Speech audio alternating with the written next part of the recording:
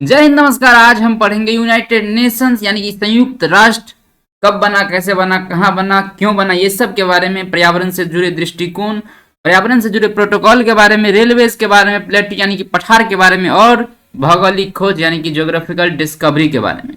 तो चलिए शुरू करते हैं। सबसे पहले जानते हैं यूनाइटेड नेशंस के बारे में, कब बना, कहाँ बना, क्यों बना।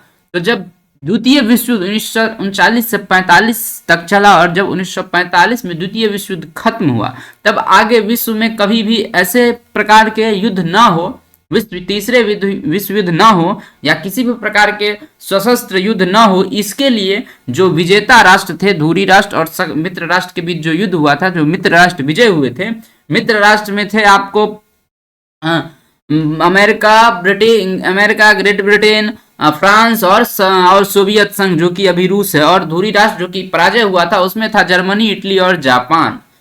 ठीक है। तो जब विजेताओं ने यानी कि मित्र राष्ट्रों ने आगे विश्व में विश्व युद्ध न होने के लिए या किसी भी प्रकार का संघर्ष न होने के लिए एक संगठन का निर्माण कराया, जिसका नाम दिया उन्होंने संयुक्त राष्ट्र यानी कि यूएन, यूनाइटेड नेशन ऑर्गेनाइजेशन, संयुक्त राष्ट्र संघ या यूनाइटेड नेशन, ये इसका फ्लैग है। और इसकी स्थापना जानेंगे तो सबसे पहले इसकी स्थापना हुई थी 24 अक्टूबर 1945 को। ठीक। इसके सदस्य देश जो वर्तमान में जुड़े हुए हैं इससे, वो सदस्य देश है 193 देश इसकी सदस्यता ले चुका है, यानी कि इतनी इसकी सदस्यता वाले देश 193 देश है विश्व भर में। इसके मुख्यालय की बात करें तो इसका फाउंडिंग मेंबर जो अमेरिका है, अमेरिका का ही एक शहर है न्यूयॉर्क, जहां पे इसका क्या है, मुख्यालय है। इसके महासचिव की बात करें तो इसके महासचिव का नाम एंटोनियो गुटेरस है, जो कि पुर्तगाल से संबंधित है, यानी कि पुर्तगाल के हैं।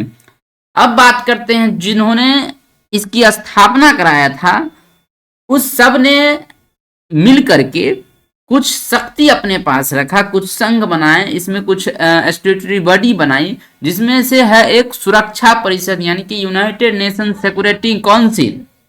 यूनाइटेड नेशन सिक्योरिटी काउंसिल में 15 मेंबर होते हैं, जिसमें 5 मेंबर अस्थाई होते हैं और 10 मेंबर जो है सो अस्थाई होते हैं, जो प्रत्येक 2 साल के लिए चुने जाते हैं।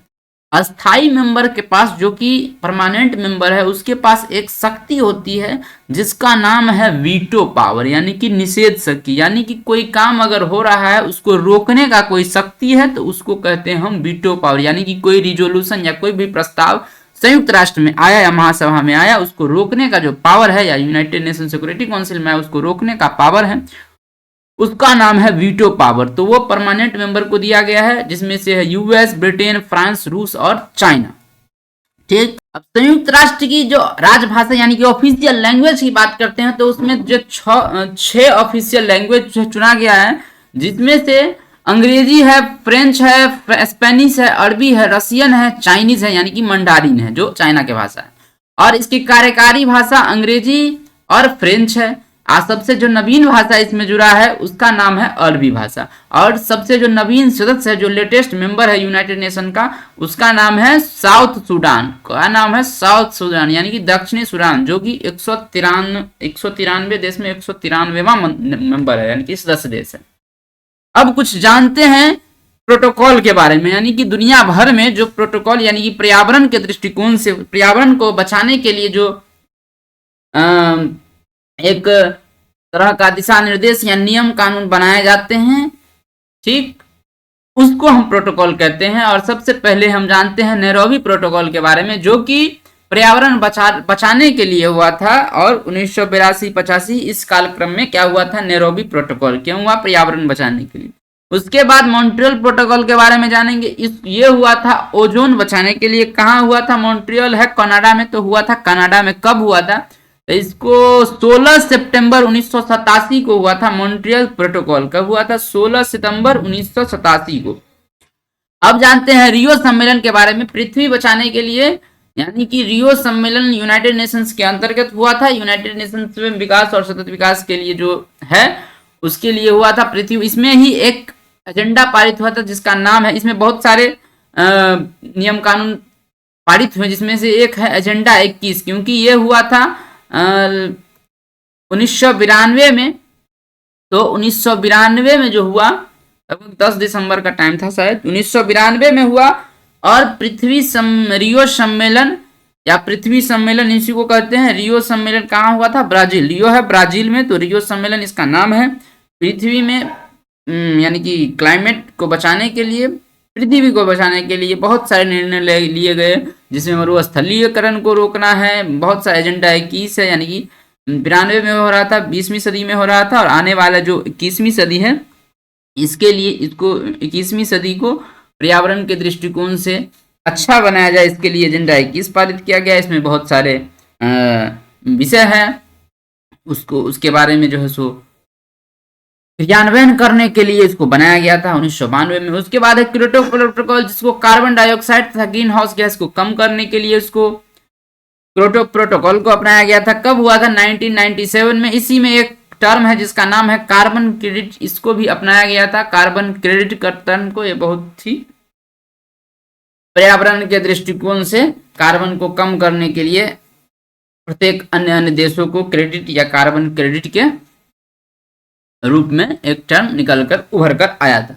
अब हम जानते हैं विश्व के रेल मार्ग के बारे में। तो संसार में जो सर्वाधिक रेल है वो सबसे ज्यादा रेल है अमेरिका में, उसके बाद जो रेल है, उसके बाद रेल है चाइना में, उसके बाद जो रेल है उससे बड़ा, उससे छोटा है रूस में, और चौथा नंबर पे है भारत का रेलवे, और उसके बाद छोटका है कनाडा का रेलवे।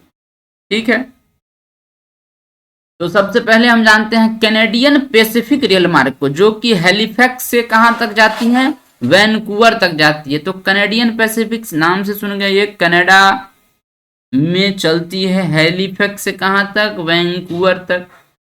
ठीक, इसको अगर मानचित्र में देखना चाहते हैं तो ये है वैनकूवर और ये है हैलिफैक्स, यानी कि कनाडा के हैलिफैक्स, यानी कि कनाडा के पूर्वी छोर से पश्चिमी छोर तक वैनकूवर तक चलने वाली ये रेलवे ट्रेन है। अब आगे बढ़ते हैं, हम जानते हैं दूसरे ट्रेन के बारे में, जिसका नाम है सेंट्रल पैसिफिक रेल मार्ग। सेंट्रल पैसिफिक रेल मार्ग जो है ये न्यूयॉर्क से सेंट फ्रांसिस्को तक जाती है। न्यूयॉर्क सेंट फ्रांसिस्को, यानी कि ये अमेरिका के पूरे अमेरिका को चक्कर काट लेती है। यानी कि अगर इसको मैप में देखें तो ये न्यूयॉर्क है, ये अमेरिका के पूर्वी तट पर, और सैन फ्रांसिस्को अमेरिका के पश्चिमी तट पर, यहां से यहां तक जाती है पूरे अमेरिका को पार करके। अब हम बात करते हैं कुछ अन्य रेल के बारे में, जिसमें सबसे पहले हम बात करते हैं ट्रांस एंडियन रेल मार्ग के बारे में, जो है ब्यूनस आयर्स से बालपराजो तक जाती है। ये ब्यूनस आयर्स और बालपराजो कहाँ है सो हम मैप में देखते हैं। तो सबसे पहले ब्यूनस आयर्स ये है बालपराजो अर्जेंटीना में, और ब्यूनस आयर्स चिली में है। चिली में ब्यूनस आयर्स, और बालपराजो है आपको यहाँ पर क्या कहते हैं इसको, अर्जेंटीना में। तो यहाँ से यहाँ तक जाती है, इसका नाम है ट्रांस कैनेडियन, ट्रांस एंडियन, यहाँ पे एंडियन पर्वत है इसलिए ट्रांस एंडियन रेल मार्ग, एंडियन रेल मार्ग। अब है चौथा यूरोपीय ट्रांसकॉन्टिनेंटल रेल मार्ग, जो कि लंदन से कहां तक चलती है? इस्तांबुल तक चलती है। लंदन यूके और इस्तांबुल तुर्की तक चलती है। ये लंदन से कहां तक चलती है? इस्तांबुल तक चलती है। ये जो है ये वाला, इसी को कहते हैं ट्रांस यूरोपियन, क्या कहते हैं इसको? ट्रांस कहते हैं, यूरोपीय ट्रांसकॉन्टिनेंटल रेल मार्ग। अब है ओरिएंट एक्सप्रेस रेल मार्ग, जो कि पेरिस से इस्तांबुल तक चलती है। अगर इसको मैप में देखें तो ये पेरिस है फ्रांस की राजधानी, और इस्तांबुल ये तुर्की की राजधानी। ठीक, तो यहां तक चलती है। इसका नाम है क्या? इसका नाम है आपको ओरिएंट एक्सप्रेसवे, पेरिस से इस्तांबुल। अब है केप काहिरा रेल मार्ग, जो केप टाउन से काहिरा तक चलती है। केप काहिरा रेल ना, ये केप टाउन है, और ये कायरो है, जिसको हिंदी में काहिरा कहते हैं। कायरो इजिप्ट की राजधानी, और केप टाउन दक्षिण अफ्रीका की राजधानी। दक्षिण अफ्रीका से चलती है और इसको पूरे को लेकर के और जाती है इजिप्ट की राजधानी कायरो तक। इसका जो नाम है वो क्या नाम है? इसका नाम है आपको केप काहिरा रेल मार्ग। क्या नाम है? केप काहिरा रेल मार्ग। अब है ट्रांस साइबेरियन रेल मार्ग, जो साइबेरिया के क्षेत्र से होकर जाती है व्लादिवोस्तोक से लेकर के सेंट पीटर्सबर्ग, सबसे लंबा रेल मार्ग है। रूस में चलती है ये, सेंट व्लादिवोस्तोक रूस का भाग, और सेंट पीटर्सबर्ग ये 9000 किलोमीटर का लगभग में इसका रेल मार्ग है, जो सबसे लंबा विश्व में माना जाता है। ये रूस के, इसका नाम है ट्रांस साइबेरियन रेल मार्ग।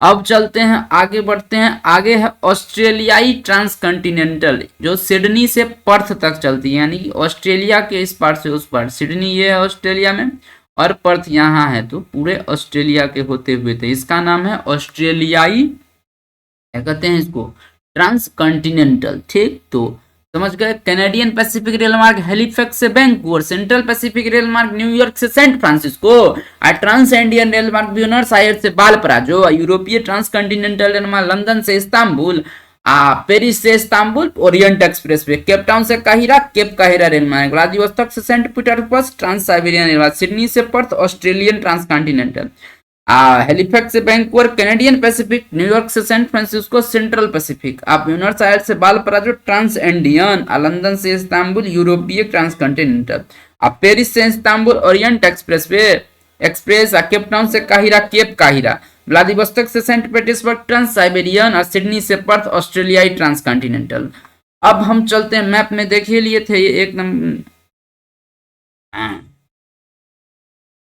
वैंकूवर से हेलिफैक्स ये था, क्या कहते हैं इसको, सैन फ्रांसिस्को, न्यूयॉर्क, बालपराजो और क्या था, ब्यूनस आयर्स और Valparaiso, Buenos Aires, Valparaiso, London, Istanbul, Paris, Istanbul, Saint Petersburg, Vladivostok, Cape काहिरा और सिडनी पर्थ, सब देख लिए थे।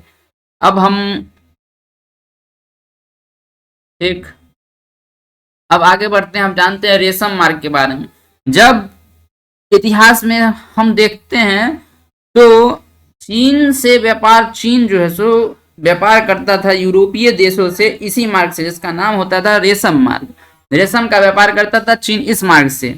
चीन इसी मार्ग से हिंद महासागर से वो होकर अरब तथा यूरोपीय देशों को क्या करता था, रेशम बेचता था। कनिष्क ने इस मार्ग पर क्या कर लिया था, अधिकार कर लिया था। हमारे ही देश का एक राजा कनिष्क, वो क्या कर लिए थे, इसी रेशम मार्ग पे क्या कर लिए थे, अधिकार कर लिए थे। ठीक है, अब आगे बढ़ते हैं, जानते हैं प्लेट यानी कि पठार के बारे में। तो समुद्र तल से 1000 मीटर ऊंचाई वाली भूमि, लेकिन उसका जो ऊपर का जो तल होता है वो समतल होना चाहिए। अगर वो खड़ा होता है तो वो पर्वत हो जाता है, और 1000 मीटर की ऊंचाई पर लेकिन वो सपाट है तो उसको हम लोग पठार कहते हैं। तो 1000 मीटर समुद्र तल से 1000 मीटर की ऊंचाई पर होते हैं, और उसका जो ऊपर का जो तल होता है वो क्या होता है, सपाट होता है। ठीक, इसमें खनिज पाए जाते हैं मुख्य रूप से। कुछ पठार जो है सो कोलंबिया का पठार जो कि कनाडा यूएसए में, कोलोराडो का पठार यूएसए में है पूरी तरह से, चियापास का पठार मैक्सिको में है, मेसेटा का पठार स्पेन में है, अंतोलिया का पठार तुर्की में है एशिया के पश्चिम में, पोटवार का पठार पाकिस्तान में है, और दक्कन का पठार भारत के दक्षिण में है। ठीक, तिब्बत का पठार चीन में है, और शान का पठार म्यांमार में है। कोलंबिया का पठार कनाडा यूएसए, कोलोराडो का पठार यूएसए पूरी तरह से, चियापास का पठार मैक्सिको, मसेटा का पठार स्पेन में, अंतोलिया का पठार तुर्की में, पोटवार का पठार पाकिस्तान में, दक्कन का पठार भारत के दक्षिण में, और तिब्बत का पठार चीन में, शान का पठार म्यांमार में। अब आगे बढ़ते हैं, इसका लोकेशन जानते हैं। अब इसका अगर हम लोकेशन देखें मैप पर, तो यहाँ पे अमेरिका में यह कोलंबिया कोलोराडो का पठार हो गया, प्लेसियन, लोरेसियन, पिडोमंट, लॉरेंसियन, सेंट्रल मैक्सिकन का पठार हो गया, यहाँ पे गुयाना का पठार, यहाँ पे ब्राजीलियन का पठार, एंटीप्लानो का पठार, पेंटागोनियन का पठार, यहाँ पे Central Russian upland, Siberian plains, यहाँ पे सेंट्रल क्या कहते हैं इसको, साइबेरियन प्लेट्यू है, यहाँ पे मंगोलिया, यहाँ पे तिब्बत का पठार, यहाँ पे यूनान, यहाँ पे शान का पठार, यहाँ पे दक्कन का पठार, यहाँ पे अरब का पठार, यहाँ पे रोमानिया, और यहाँ पे लद्दाख का पठार ऊपर में हो जाएगा, यहाँ पे भारत में ही। ठीक, यहाँ पे मेसेटा का पठार स्पेन में, मेसेटा का पठार है, यहाँ पे हागार का पठार है, यहाँ पे पश्चिमी सहारा में, सेंट्रल मैसिफिक का पठार यहाँ पे है। ठीक, अब है यहाँ पे ऑस्ट्रेलिया में ऑस्ट्रेलिया का पठार, अब साउथ अफ्रीका में साउथ अफ्रीकन का पठार, इथोपिया में इथोपियन का पठार, भारत में यहाँ पे है दक्कन का पठार। ये इसका लोकेशन है। अब हम जानते हैं भौगोलिक खोज, यानी कि दुनिया में जो घूम घूम के खोजा है अंग्रेज सब, उसके बारे में। तो भौगोलिक खोज में सबसे पहले पुनर्जागरण के काल में नए खोजों का काल कहा जाता है। इस दौरान बहुत से नए मार्ग यानी कि रास्ता की खोज हुई। बार्थोलोमियो डियाज आशा अंतरिक्ष की खोज किया था। ठीक है, जो आशा अंतरिक्ष की खोज बार्थोलोमियो डियाज ने किया था, उसको हम यहाँ पे साउथ अफ्रीका के दक्षिण में देख सकते हैं। आशा अंतरिक्ष उसका नाम दिया था। उसके बाद क्रिस्टोफस कोलंबस ने अमेरिका यानी नई दुनिया का खोज किया। उसको वहां पे जो लोग बसते थे उसको रेड इंडियन कहा।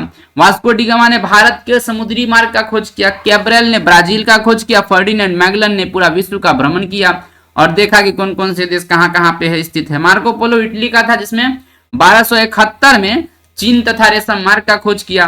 अमेरिका वेस्पुसी पुर्तगाल का था, जिसने 1502 ईस्वी में अमेरिका की स्थल भूमि की खोज की। जेम्स कुक ब्रिटेन का था, जिसने 1778 ईस्वी में हवाई द्वीप, न्यूजीलैंड, ऑस्ट्रेलिया तथा ग्रेट बैरियर रीफ की खोज की, यानी कि पैसिफिक आयन यानी पैसिफिक ओशियन यानी कि प्रशांत महासागर में इसने जाके बेसिक खोज किया।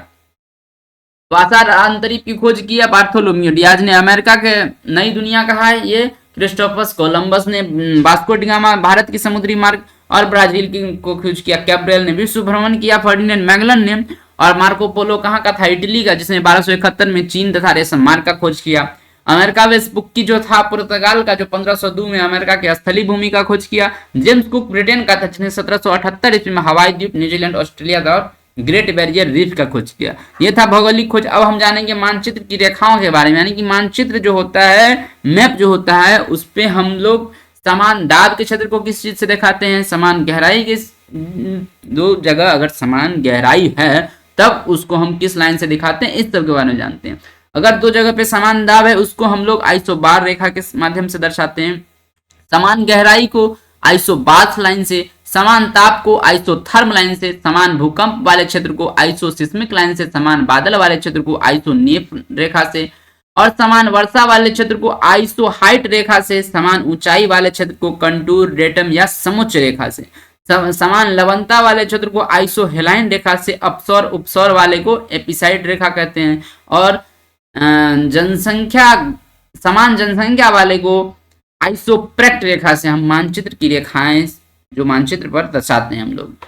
ये थी मानचित्र की रेखाएं। आइसोबार रेखा समान दाब, आइसोबाथ समान गहराई, आइसोथर्म समान ताप, आइसोसिस्मिक समान भूकंप, आइसोनेप समान बादल, आइसोहाइट समान वर्षा, कंटूर डेटम समुच्च रेखा समान ऊंचाई, आइसोहेलाइन समान लवणता, एपिसाइड अपसौर उपसौर, आइसोप्रेक्ट समान जनसंख्या। अब हम आगे पढ़ेंगे दुनिया भर के प्रमुख नदियों के बारे में, जो हम आगे पढ़ेंगे। तब तक के लिए बहुत बहुत धन्यवाद। नमस्कार, जय हिंद।